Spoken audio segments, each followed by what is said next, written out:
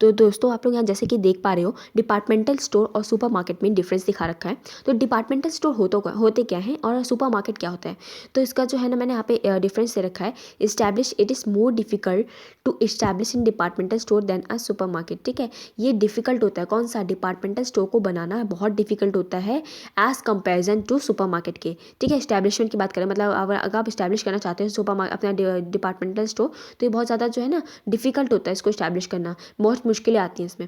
और super market क्या होता है, it is comparatively easier. Super market को बनाना और उसे इस्टेब्लिश करना बहुत आसान होता है, क्योंकि वहाँ पे कम फीचर्स होते हैं ना, मतलब प्रोडक्ट जो है आपका वो कम होता है, और उस डिपार्टमेंटल स्टोर में सब तरीके के प्रोडक्ट होते हैं, तो उसको बनाने में बहुत मुश्किल होती है और वो एक तरीके से मतलब दिक्कत आती है। जैसे मॉल वॉल होते हैं आपके, वहाँ पे सब चीज़ मिलती है, तो इसमें ना मॉल में आपको पता है काफ़ी सारी दिक्कत होती है, क्योंकि मॉल में हर चीज़ का सिक्योरिटी के साथ देखना पड़ता है, और लिफ्ट होती है वहाँ पे, आप देखते होगे हर चीज़ का मेंटेनेंस, सब कुछ वहाँ पे देखा जाता है। फूड फैसिलिटी होती है, आपकी प्रोडक्ट की फैसिलिटी होती है, क्लोथ की फैसिलिटी होती है, जिम भी होता है, आपको घूमने के लिए भी होता है, आपको रेस्टोरेंट भी मिलता है, आपको बार मिलता है, आपको हर एक चीज़ मिल जाएगी मॉल के अंदर। तो ये बहुत बड़े पैमाने पर होता है।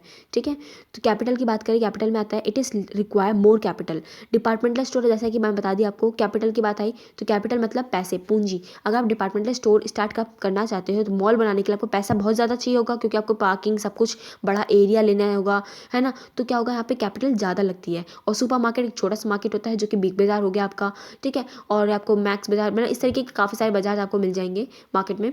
तो वो क्या हो गया आपका, वो छोटा मार्केट होता है ना, उसको इस्टेब्लिश करना आसान होता है as comparative to departmental store. Goods and services की बात करें तो यहाँ पे सब तरीके के गुड्स आपको अवेलेबल मिलते हैं, किस में, डिपार्टमेंटल में। और सुपर मार्केट में आपको ग्रॉसरीज से रिलेटेड जो है सारे प्रोडक्ट मिलेंगे। जैसे बिग बाजार में आपको ग्रॉसरी से रिलेटेड सारे प्रोडक्ट मिल जाएंगे, आपके फूड प्रोडक्ट्स मिल जाएंगे आपको, और आपको जो भी चीज़ ज़रूरतमंद की चीज़ें जो होंगी आपके रेगुलर बेसिस की, वो सब आपको मिल जाएंगी। अब ऐसा नहीं है, आपको हर तरीके के प्रोडक्ट मिलेंगे, आपको रेस्टोरेंट, आपको बार, सब कुछ मिल जाए, ऐसा कुछ नहीं होता वहाँ पे। ठीक है, सेल्स की बात करें तो यहाँ पे goods are sold by a salesman. यहाँ पे सेल्समैन होता है, किसमें, डिपार्टमेंटल स्टोर में आपको सेल्समैन मिलता है, वो आपको बताएगा कि फीचर है, ये है, वो है। ठीक है, आप तब उसे बाय कर पाओगे। और यहाँ पे सुपर मार्केट में क्या होता है, बिग बाजार में आप लोग अपनी ट्रॉली लेके घूमते हो, अपने जो भी प्रोडक्ट आपको लेने होते हैं आप खुद सर्चिंग करोगे, खुद उसे ले लोगे, बास्केट में रख के जाके सेंटर जो है यहाँ पे काउंटर पे अपना बिल कटवाओगे। ठीक है, तो आपको पता है, ये बात नॉर्मल सी थिंकिंग है। प्राइस ऑफ गुड्स होती है, price of goods generally high है। मैं बता दूँ आप लोग को, डिपार्टमेंटल स्टोर आपने देखा होगा मॉल में प्राइस ज़्यादा होता है, जितना उसका रीजनेबल प्राइस होता है उससे काफ़ी ज़्यादा प्राइस आपसे लिया जाता है। और सुपर मार्केट में आप लोग देखते होंगे कि आपको डिस्काउंट के थ्रू आपको जो है हर प्रोडक्ट को परचेसिंग करने की आपको मतलब डिस्काउंट मिलता है, उसमें कम से कम 10% 5% डिस्काउंट आपको मिलेगा हर प्रोडक्ट के ऊपर। ठीक है, अगला पॉइंट देखते हैं, डिपार्टमेंटल स्टोर और चेन स्टोर। मैं बता दूँ, डिपार्टमेंटल स्टोर और चेन स्टोर की बात करता है तो ये बहुत आसान है। प्राइस ऑफ गुड्स देखा जाए तो इसमें वही सेम चीज़ कि डिपार्टमेंटल के प्राइस ज़्यादा रहेगा, चेन का कम रहेगा। ठीक है, और कंपेरेटिव किसके कंपैरिजन में, डिपार्टमेंट के कंपैरिजन में कम रहेगा। लोकेशन की बात करें तो आपका डिपार्टमेंटल स्टोर जो है ना, वो लोकेट होता है एक सेंट्रल में, सेंट्रल प्लेस ऑफ सिटी। मतलब अगर मान लो दिल्ली है तो दिल्ली में एक जगह मॉल, ठीक है, सिटी में एक मॉल है, बहुत बड़ा मॉल है। ठीक है, तो क्या होगा, एक ही पर्टिकुलर जगह पे होगा वो। और चेन स्टोर क्या होता है, it is located at various places and various cities of the country. आप लोग जानते हो एक प्लेस पे काफ़ी सारे चेन स्टोर आपको मिल जाएंगे। चेन स्टोर मतलब कि एक चेन, मतलब पता है ना, एक साथ जुड़े होते हैं, उस तरीके की चेन स्टोर्स आपको, जो ये दुकानें होती हैं रोड पे, बहुत सारी तो चेन स्टोर दिख जाएंगी। तो यही सब इन्हीं की बात की गई है। यूटिलिटी की बात करें तो आपकी जो डिमांड्स होती है, आपकी जो मैं आपको जो चाहिए होता है, यूटिलिटी मतलब जो लोगों की डिमांड्स है। ठीक है, आपको एक गिलास पानी पीने का मन कर रहा है, बहुत प्यासे हो आप लोग, तो आपको पानी पीने का मन कर रहा है, तो आपकी यूटिलिटी है उसमें, आपकी ज़रूरत है वो। ठीक है, और क्या होता है, it is to be use you only for rich people. मैं बता दूँ आप लोग को, डिपार्टमेंटल स्टोर को में कौन जा सकता है, वहाँ पे सिर्फ रिच पीपल जा सकते हैं, क्योंकि वो लोग पैसा गंवाने में, पैसा खर्च करने में ज़्यादा सोचते नहीं हैं। ठीक है, और कि मिडिल क्लास और पुअर क्लास की फैमिलीज उसे अफोर्ड नहीं कर पाएगी, और वो लोग सोचने मतलब बहुत बार सोचते हैं एक प्रोडक्ट को खरीदने से पहले। तो इसलिए चेन स्टोर वो लोग जो है वहाँ पे चेन स्टोर में वो लोग अफोर्ड कर सकते हैं, और डिपार्टमेंट स्टोर में जो है वहाँ पे बहुत ज़्यादा जो रिच पीपल आते हैं। रिस्क की बात करें तो हायर रिस्क रहता है, क्योंकि बहुत बड़ा मॉल है, अगर कुछ भी एक ख़राब हो गया, कुछ भी अगर वहाँ पे दिक्कत आ गई, तो वो पूरे का पूरा इफेक्ट करेगा पूरे का पूरा मॉल में, पूरे को उसके लिए। चेन स्टोर की बात करें तो वहाँ पे लो रिस्क रहता है, क्योंकि वो छोटा सा एक दुकान है, कम है माल, कम ख़राब, मतलब उसमें जो है अगर कुछ हो भी गया तो माल पे कम असर पड़ेगा और वो ज़्यादा रिस्की भी नहीं होता। ठीक है, अगला पॉइंट देखते हैं। यहाँ पे मैं बता दूँ ये क्वेश्चन आप लोगों का है 2020 का क्वेश्चन नंबर 2 का ना, आप लोग देख रहे हैं रिक्विसाइट्स का बोला जाता है। ठीक है, तो रिक्विसाइट्स का मतलब होता है characteristics of an ideal of a business organization. ठीक है, तो ये क्या क्या ideal form of a business organization, ease of formation, limited liability, ease of financing, flexibility of operation, continuity and stability. ठीक है, तो आप ये लिखोगे इसमें ideal form of business organization, ideal form बतानी, कैरेक्टरिस्टिक बतानी, आइडियल फॉर्म ऑफ कहते हैं ideal form of business organization. Business form organization को स्टैब्लिश करने से पहले जो आइडियल फॉर्म रहेगा वो यहाँ पे पॉइंट्स लिखे गए हैं। इसके बाद है डिफाइन ब्रांडिंग। अब ब्रांडिंग क्या होती है और उसकी क्वालिटीज़ बताओ, गुड से गुड ब्रांड क्वालिटीज आप बताओगे। तो क्या होता है, give a name, a sign, ठीक है, अ सिंबल, एक्सेक्टर टू प्रोडक्ट। एग्जाम्पल में इसमें बता दो आप लोग को, यहाँ पे दिखा रखा है कि ब्रांडिंग क्या होती है। जब आपको पता होगा ना, ब्रांड कोई भी ब्रांड होता है, आप मैं बता दूँ आपको डेटॉल का ब्रांड किस तरीके का है। आप लोग साइन देखते होंगे, आप लोग साइन से पता लगा सकते हैं कि हाँ ये जो है ये ज्वेलरीज का ब्रांड है। ठीक है, ये ज्वेलरी का ब्रांड है। या पूमा का आप साइन देखते हो तो बोलते हो ना कि हाँ ये स्पोर्ट्स का ही, नाइकी की शूज़ हैं तो नाइकी का टिक का साइन होता है। तो ये बात यहाँ पे ब्रांडिंग क्यों की जाती है, ब्रांड क्यों नहीं आता है, ब्रांड होता है, ब्रांड नाम हो गया भाई। मर्ज आपने दे दिया, आपने बोला कि अब पिज़्ज़ा हट, ठीक है, या डोमिनोज, क्या ये ब्रांडिंग है, ये ब्रांड है, नाम हो गया ना मार्केट में इसका। डेटॉल क्या है, एक ब्रांड है। ठीक है, ये हो गया। तो मैं बता दूँ आप लोग को इसकी क्वालिटीज़ क्या होती हैं। सिंपल एंड शॉर्ट होना चाहिए। मैं बता दूँ आप लोग को, अगर पूछा जाए कि what is the good qualities of brand name, क्या गुड क्वालिटीज़ होनी चाहिए ब्रांड के नेम में, तो आप लोग क्या बताओगे, सिंपल होना चाहिए और शॉर्ट होना चाहिए, ईजिली प्रोनाउंशिएबल होना चाहिए, मतलब हम ईजिली से बोल सकें। ऐसा नहीं कि बहुत बड़ा सा लंबा चौड़ा नेम हो तो आप लोग उसे ना बोल पाओ। सजेस्टिव मतलब कि अगर सजेस्टिव, उसका सजेशन ऐसा होना चाहिए कि नाम सुनते ही वो पहचान जाए कि हाँ अच्छा इसकी बात की गई है। ठीक है, और सिंपल एंड शॉर्ट का मतलब क्या होता है कि a brand name should B simple और शॉर्ट होना चाहिए, मतलब टाटा, बाटा, इस तरीके का नाम होना चाहिए, छोटा छोटा सा। ठीक है, ज़्यादा बड़ा नहीं कि बहुत बड़ा कि लोग बोल ही ना पाएँ। और ईजिली प्रोनाउंशिएबल मतलब कि a brand name should be easily pronounceable as, जैसे कि लक्स है, डालडा है, तो आराम से प्रोनाउंशिएबल है ना, बोल पा रहे हो, तो ये बस ऐसा होना चाहिए। सजेस्टिव मतलब it should be self explanatory, suggesting the inherit quality like Ujala Neel.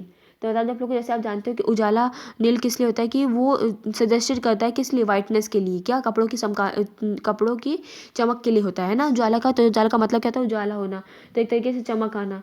तो यहाँ पे वही बात आ गई। एडवांटेज की बात करें ब्रांडिंग की, तो brand name help in advertising, it is N easier वे।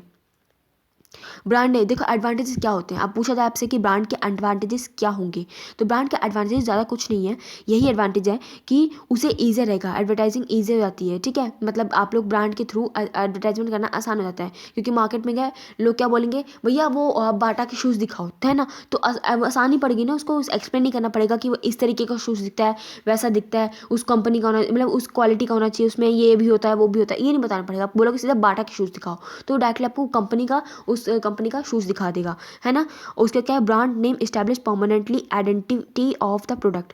ठीक है, और ब्रांड नेम क्या करता है, एक आइडेंटिटी बना देता है मार्केट में, एक प्रोडक्ट की आइडेंटिटी बन जाती है मार्केट में। जैसे आप जानते हो कि बाटा की एक आइडेंटिटी बन गई कि हाँ शूज़ मिलते हैं इसके, भाई बाटा के क्या है, शूज़ हैं। नाइकी क्या है, क्या आपको क्लोथ मिल जाएंगे, आपको उसके शूज़ मिल जाएंगे, आपको ये प्रोडक्ट मिल जाएंगे। ठीक है, तो इससे काफ़ी सारी चीज़ें हैं।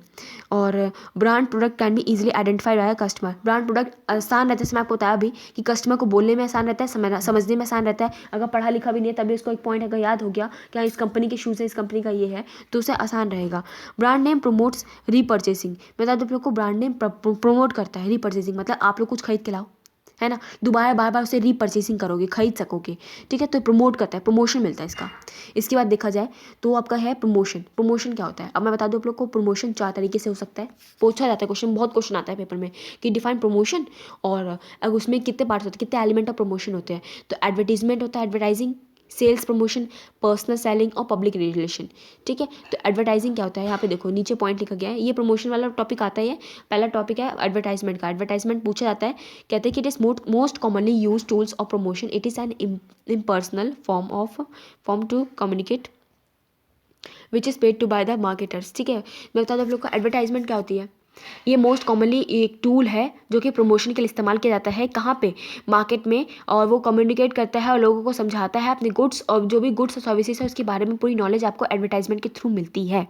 ये क्या होता है, प्रमोशन करता है आपके प्रोडक्ट्स का। यहाँ पॉइंट जो लिखा हुआ है ना, इसको रीड करना बहुत आसान तरीके से समझ में आ जाएगा। रोल ऑफ इंपॉर्टेंस ऑफ अपने एडवर्टाइजिंग। तो रोल क्या क्या है एडवर्टाइजमेंट के, enhancing customer satisfaction and confidence. ये इन्हेंस करता है कस्टमर के सेटिस्फैक्शन को और उसके कॉन्फिडेंस को, ठीक है। हेल्पफुल इन और जैसे कि आप यहाँ देख सकते हो कि रोल और इंपॉर्टेंस ऑफ एडवर्टाइजमेंट में helpful to increase the market share, ठीक है। मार्केट का शेयर इंक्रीज होता है क्योंकि लोग एडवर्टाइजमेंट देखेंगे, उनको पसंद आएगा, वो लोग खरीदने जाएंगे। इससे क्या होगा, उनकी सेल्स बढ़ेगी, मार्केट में उसका जो है प्रॉफिट बढ़ेगा किसका, कंपनी का। तो मार्केट शेयर अपने आप जो है इंक्रीज हो जाएंगे, ठीक है। उसकी सेल्स बढ़ जाएगी तो मार्केट शेयर अपने आप मार्केट में क्या हो जाएंगे, इंक्रीज होंगे। Helpful in generating more employment मिलेगा लोगों को, ज़्यादा काम बढ़ेगा। अगर कंपनी में किसी कंपनी में ज़्यादा काम बढ़ेगा तो एम्प्लॉयमेंट मिलेगा, लोगों को रोजगार मिलेगा।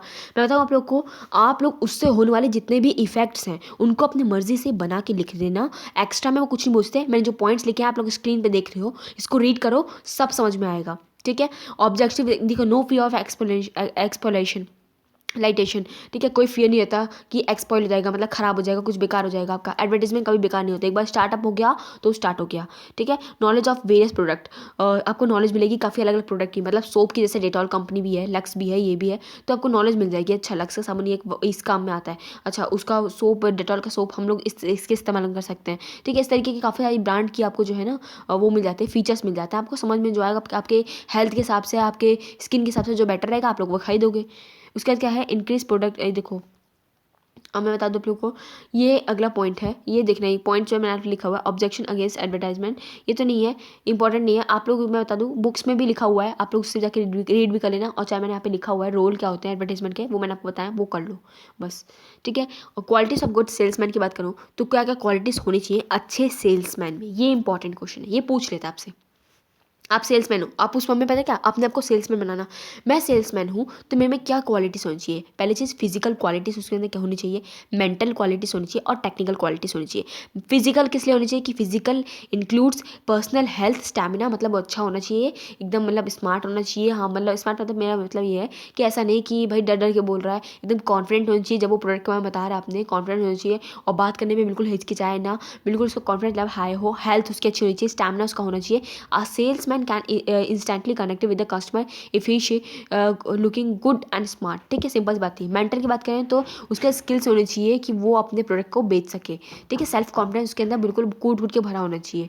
टेक्निकल की बात करें तो he should have full and updated knowledge about the product in A selling its feature price. देखो बता दूँ, टेक्निकल क्वालिटी से मतलब है कि जो उसका प्रोडक्ट है उसके हम उसको सारी नॉलेज होनी चाहिए, और मार्केट में क्या प्रोडक्ट कैसे कैसे चल रहा है, क्या क्या इन्वायरमेंट में क्या क्या नीड्स हो रही है, उसके बारे में उसको सभी नॉलेज होनी चाहिए, ठीक है। इसके बाद देखा जाए कि गुड कम्युनिकेशन स्किल होनी चाहिए उसके अंदर, कि कम्युनिकेशन करने के मतलब बात करने का तरीका आना चाहिए उसे, ऑनेस्टी होनी चाहिए, ठीक है। वो ऑनेस्ट रहना चाहिए, it is very important quality of a good salesman, कि ऑनेस्टी होना बहुत ज़रूरी होता है।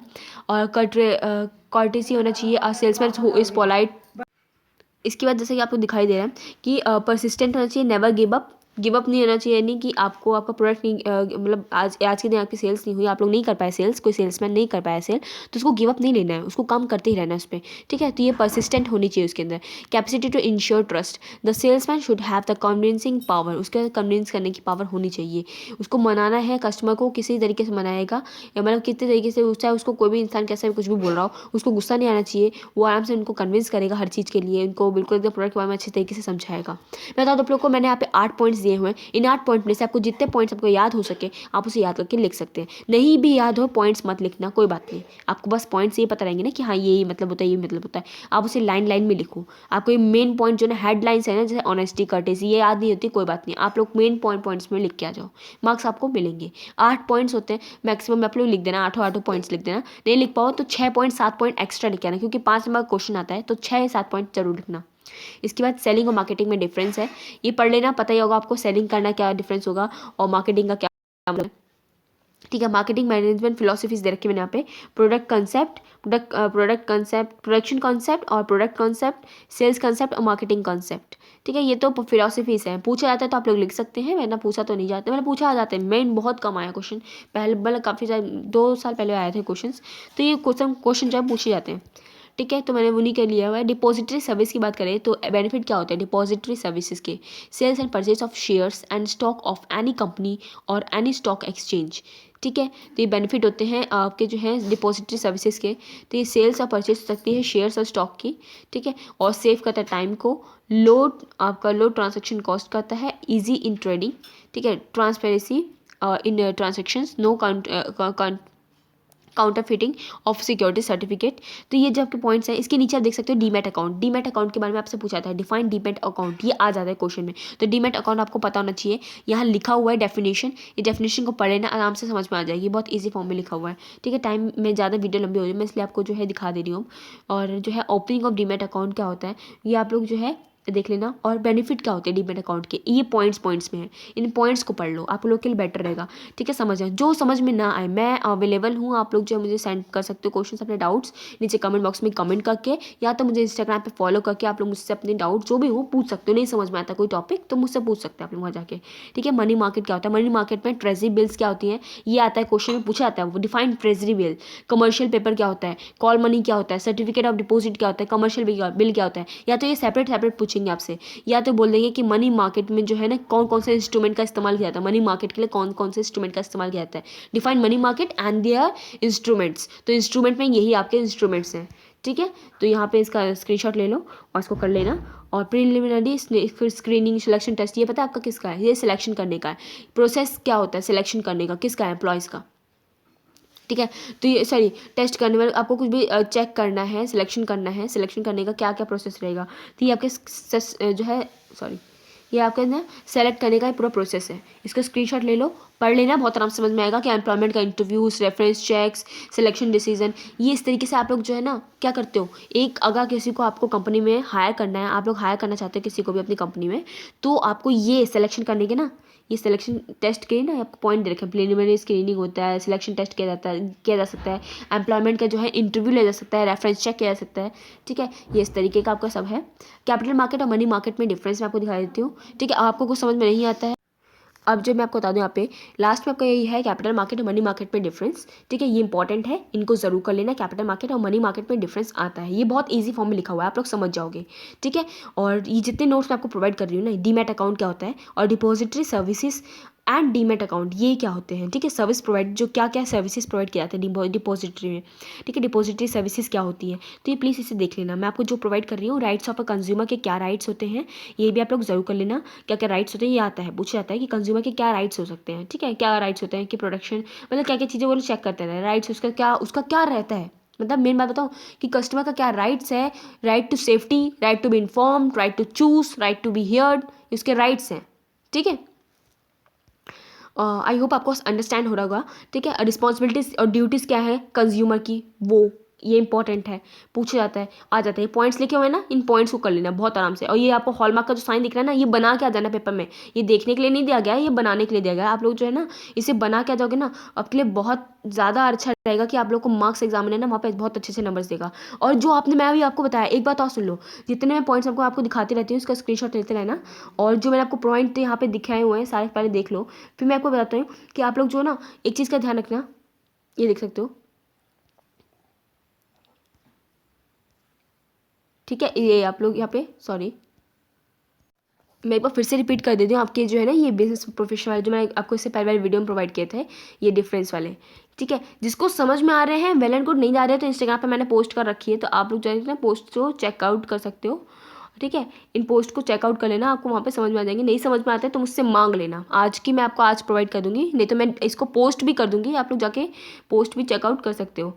ठीक है, ये भी आपके डिफरेंस थे कैपिटल मार्केट मनी मार्केट। जैसे मैंने यहाँ पे आपको ये अपने वाले दिखाए नोट्स, बाकी वो मैंने बुक के थ्रू भी दिखाया। तीन चार तरीके के मैं आपको नोट्स दिखा चुकी हूँ। आपको जो समझ में आए, जिसमें से समझ में आए आप उसमें से पढ़ो। मैंने बिल्कुल मना नहीं करना कि आप लोग कहाँ से पढ़ो कहाँ से नहीं, मर्जी आप लोग की है, पूरा पढ़ सकते हो मर्जी से। अब पॉइंट आप यहाँ पे आता है कि लास्ट में एक बात और सुन लो, क्वेश्चन पेपर में आंसर शीट में आपको कुछ नहीं आता ना, आपको कोई पॉइंट भी पता है ना, तो एग्जाम्पल पता है ऐसे देना, लिख के तो देना ही। आप लोग ड्राइंग बनाना, ड्रॉ करना एक गोल से, जैसे आपको पता है ना, गोल से शक्ल बना के एक लाइन खींच के उसके हाथ पे बना के कंज्यूमर लिख देना उसके नीचे, ठीक है। और देन यहाँ पे क्या है, ये इसका कहते हैं कंज्यूमर लिख रखा है, और यही आपका बैंक है, बैंक किस तरीके से वर्किंग हो रही है, जो भी आप उसमें एक्सप्लेन कर रहे हो ना, जो भी पॉइंट में, जो भी क्वेश्चन में, उसी तरीके को ना आप ड्राइंग की फॉर्म में ना इंप्लीमेंट कर देना। चाहे आपकी ड्राइंग अच्छी हो चाहे ना हो, वहाँ पे ना ऐसा फनी ड्राइंग बनाओगे ना, तब भी आपको, मैं तो एग्जामिनर खुश होकर नंबर आपको प्रोवाइड करेगा। वो बेटर अंडरस्टैंडिंग के लिए होता है कि उसको भी एग्जामिनर को समझ में आएगा, आपके लिए समझ में आएगा। एरो एरो बना के कुछ बोल देना कि हाँ कस्टमर के राइट्स हैं या इसके राइट्स हैं। एक कस्टमर जब राइट्स बताने जाओ तो क्या करना है, कस्टमर की शक्ल बना देना नीचे एक गोल सा बना के, ठीक है, लाइन डंडी डंडी खींच के, उसके ऊपर ना क्लाउड्स के फॉर्म में ना ड्रॉ करके उसके सारे राइट्स को लिख देना कि rights to safety, right to this, right to this, right to this, cloud की फॉर्म में ना सारी तरफ बना देना। तो नीचे एक्सप्लेनेशन दे देना उसके कि उसके राइट्स थे, मैंने यहाँ पे इसके बारे में एक्सप्लेनेशन दे दिया। ऐसा करके दोगे ना पेपर, तो आप लोग को एग्जामिनर ना बिल्कुल बताऊँ 50/50 नंबर देगा। एक नंबर कहीं से काट दे तो मैं एक नाम बदल देना, मैं सीधे बता रही हूँ आपको बात। ऐसे बिल्कुल भर के आना पेपर को, ठीक है। आपको वीडियो अच्छी लगी तो प्लीज़ वीडियो को लाइक एंड सब्सक्राइब जरूर करें। और हाँ, जो है चैनल को सब्सक्राइब करना बिल्कुल मत भूलना। हमें सपोर्ट ऐसे करते रहिए, और डाउट्स तो जाके इंस्टाग्राम पे फॉलो करो और पूछो मुझसे डाउट्स। मैंने आपको कभी मना नहीं किया, आज भी मना नहीं करती हूँ। आप लोग जाके अपने डाउट्स को कभी भी पूछ सकते हैं। और एक बात का ध्यान रखना, पेपर को नीट एंड क्लीन करके आना।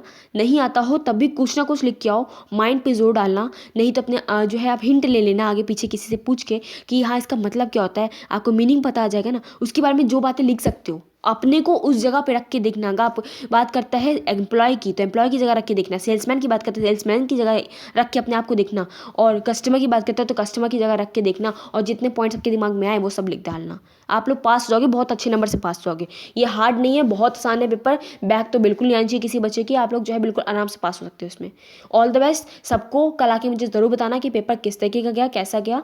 और ये आप लोग के सारे इंपॉर्टेंट क्वेश्चन जो मैं आपको बता दिए, आज रात बैठ के पढ़ लो। अपने सभी फ्रेंड्स को ज़रूर शेयर कर देना, क्योंकि उनकी भी हेल्प हो जाए। ये वेल एंड गुड रहेगा कि काफ़ी ज़्यादा बच्चों की हेल्प हो, तो यहाँ पे मैं यही चाहती हूँ। तो आप लोग प्लीज़ दूसरे को हेल्प करना शुरू कर दो, आप लोग सेंड कर दो उनको भी ये नोट्स, वो जाके वो भी ना पढ़ सके इस चीज़ को भी, ठीक है।